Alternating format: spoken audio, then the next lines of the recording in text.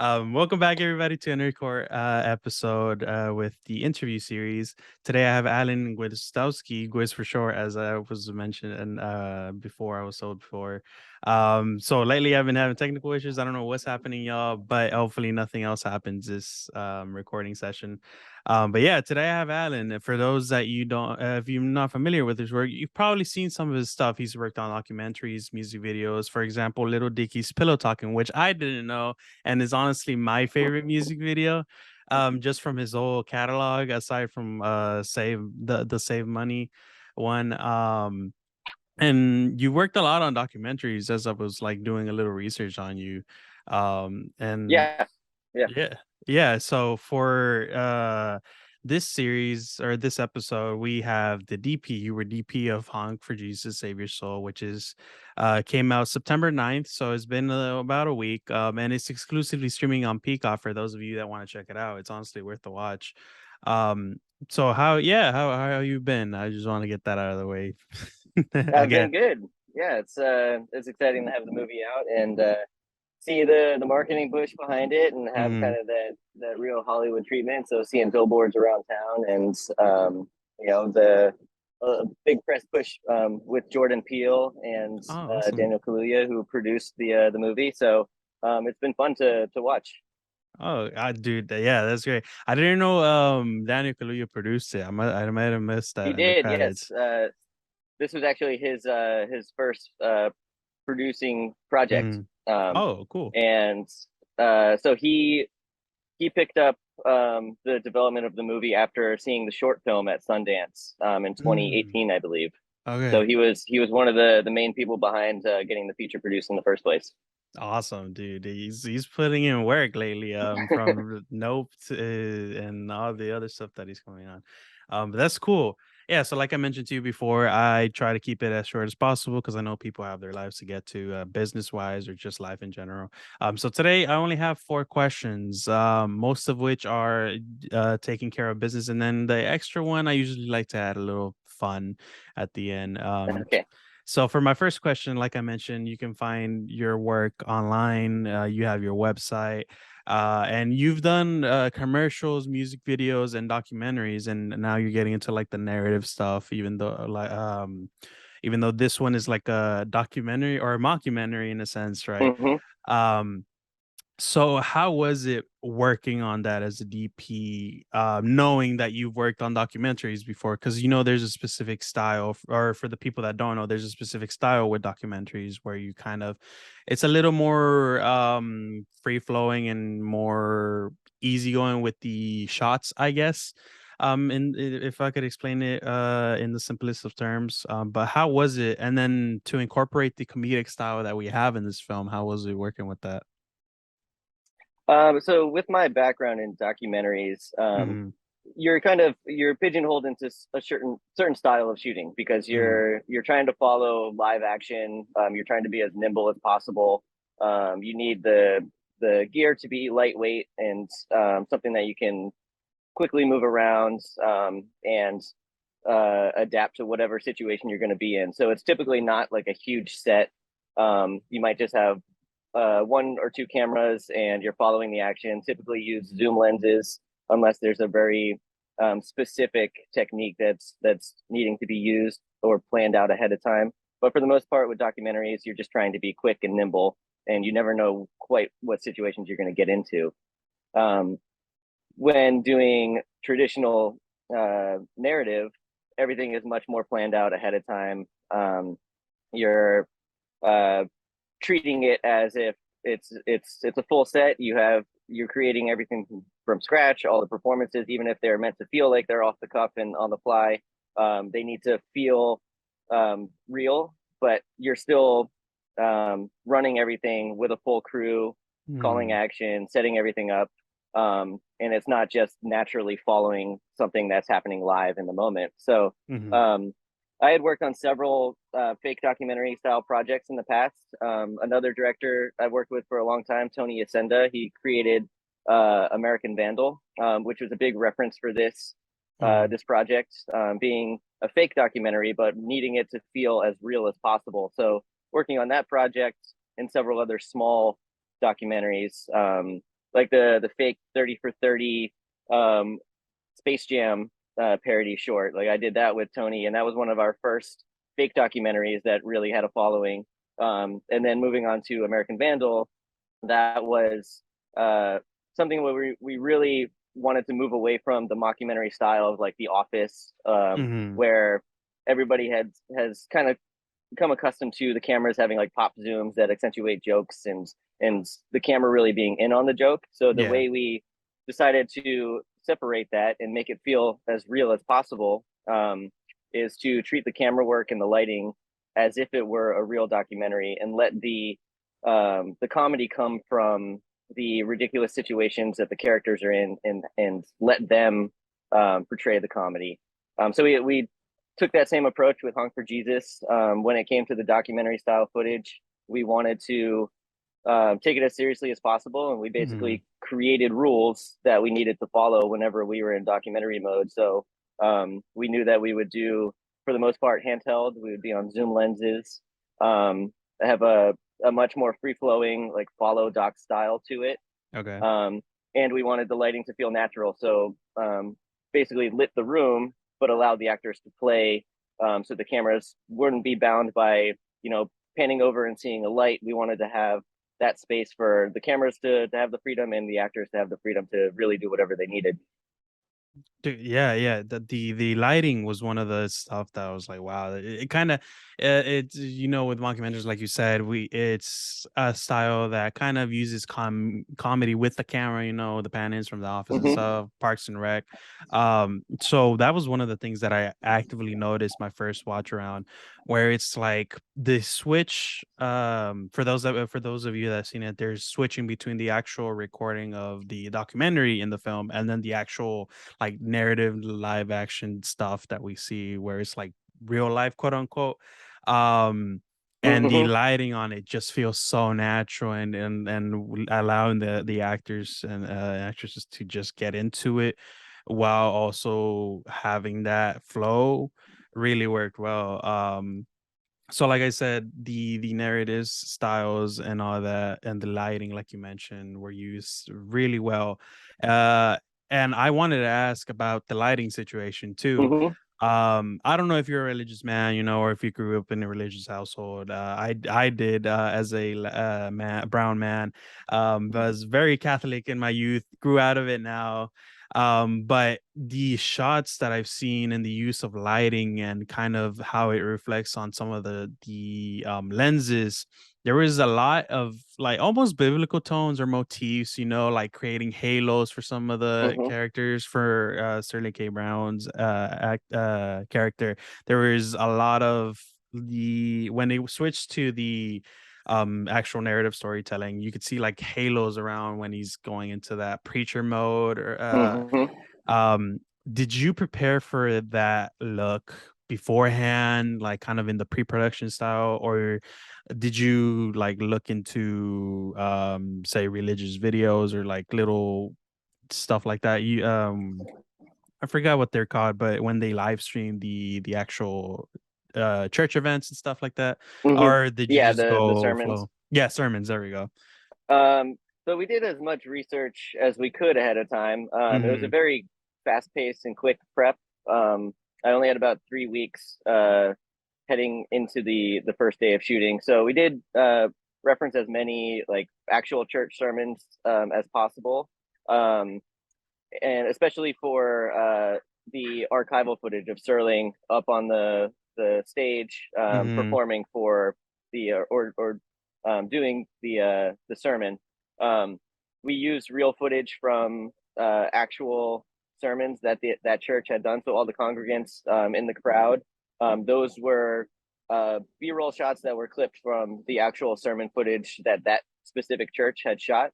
Oh, And we okay. used their same Sony Beta cameras to shoot the reverse with Sterling on stage, so that those were seamlessly cut together using the same old SD camera. Hmm. And as far as the lighting goes, in the church, when it came to the specific setups for sermons and anything that needed to feel um, uh, more specific to a certain part of a sermon, Hmm. we worked with the media department at the church, and they showed us kind of like what their pre-programmed lighting setup would be for if they were doing a communion or if they were at the baptism pool. They had kind of like preset lighting looks, which were basically a baseline for our work.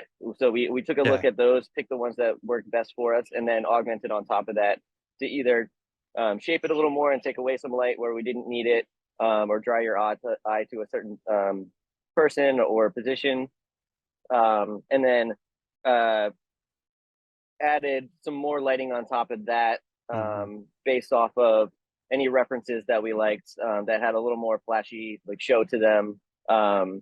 Some of these like big like basketball stadium sized mega churches that have like full theatrical show lighting and stuff like Yeah. that. So we wanted to bring an element of that into it. And that church was under construction, so they were renovating a lot, and they didn't have all of their lighting in place. So we did bring Okay. in our own to augment that and shape it how we needed. And then things like the greatest man speech, Hmm. that you're referring to, where it's the flares of light coming in. That was something that we had an idea of what we wanted to do. Adama really wanted to do some long takes, and we use Boogie Nights as a good reference for that, where Oh, there's some okay. scenes that take place over 5 or 6 minutes, and it's just the camera Hmm. following the action and kind of revealing a few pieces at a time.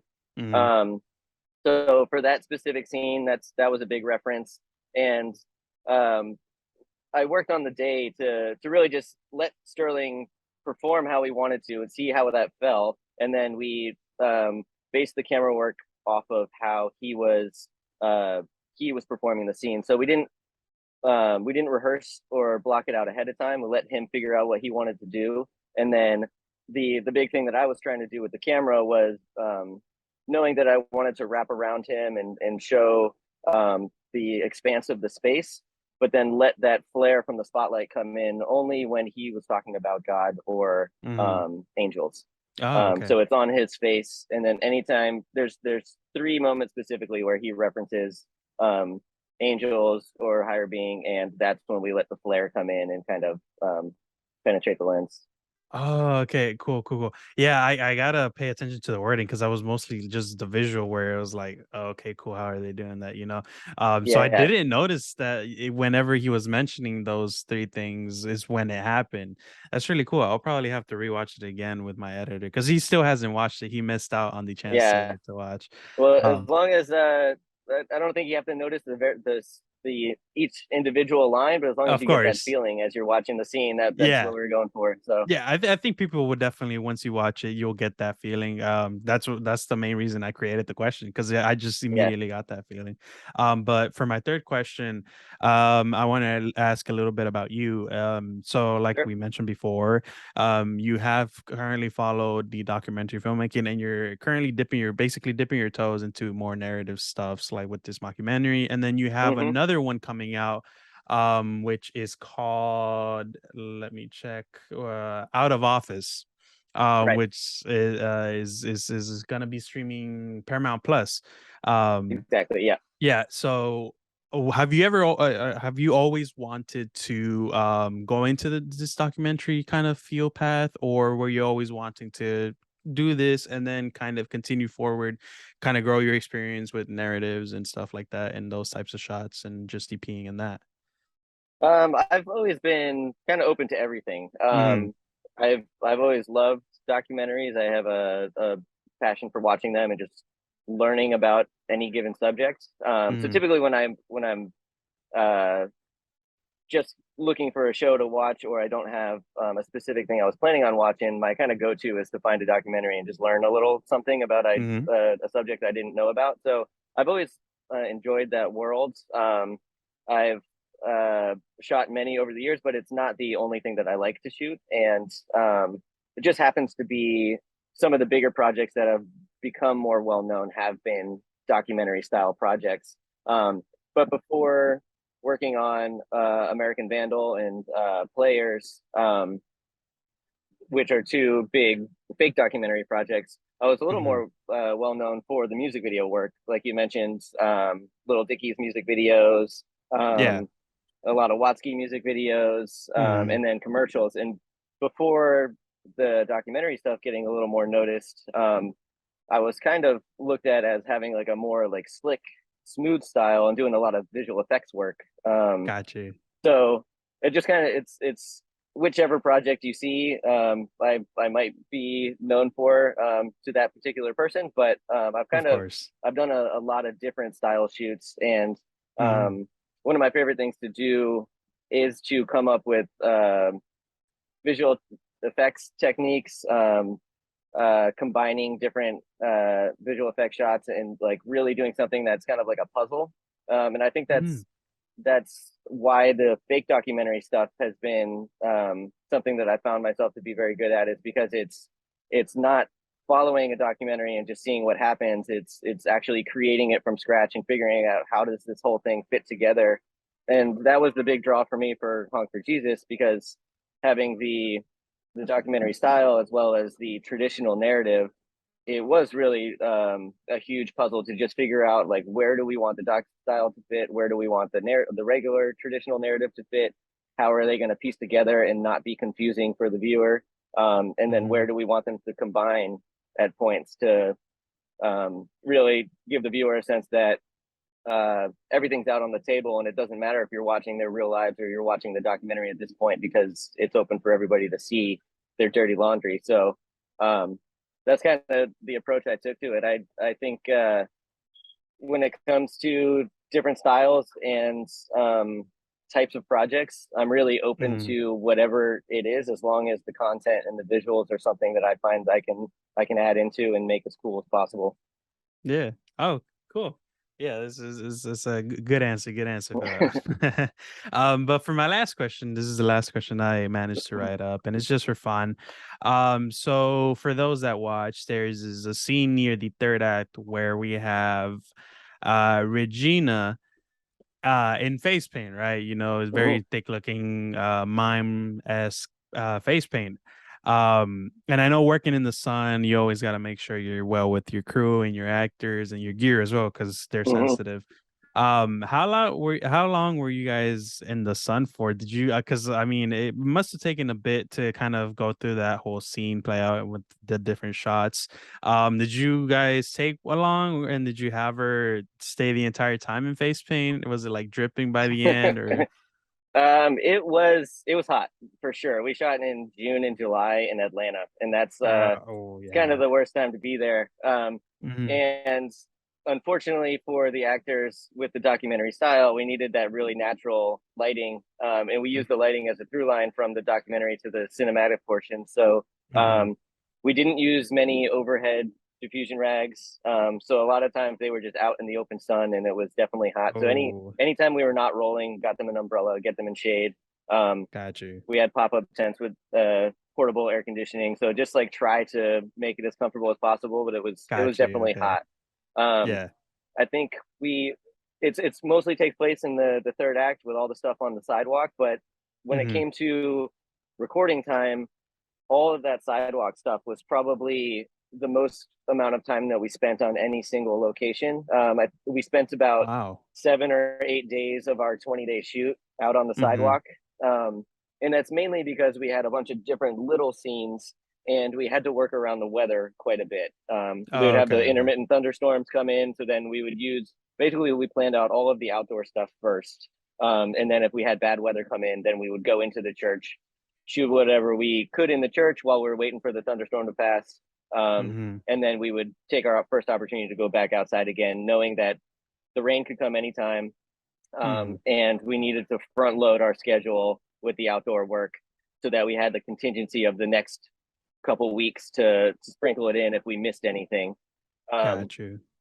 when it came to her face paint scenes, I think she had 2 days really of wearing that face paint. Oh, okay. We did we did one day where she was doing the dancing, praise miming on the sidewalk, shooting that whole sequence, and when she did the interview on the sidewalk, in the face paint, and then the climax to the movie with Khalil pulling up in the car and having that whole face off.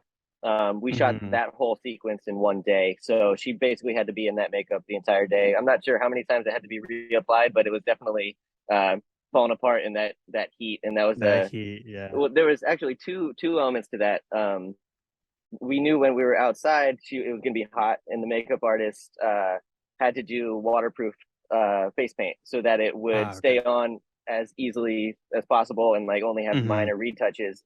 But then when she gets inside the church, she needed to smear her face, and that was a planned element. So that Mhm. needed to be different makeup that looked the same, that was could smear, because Smearable, the yeah. waterproof stuff basically wouldn't have budged.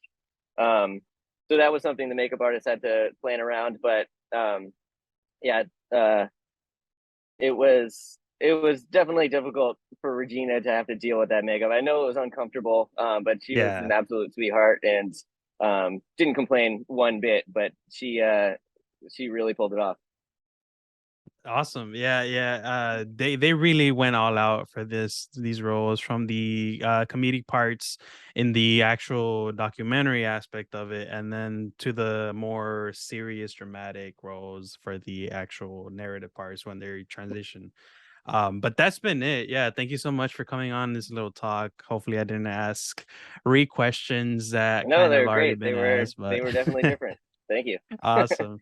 But yeah, this is as much as I can get for you guys. I don't want to keep Alan waiting any longer.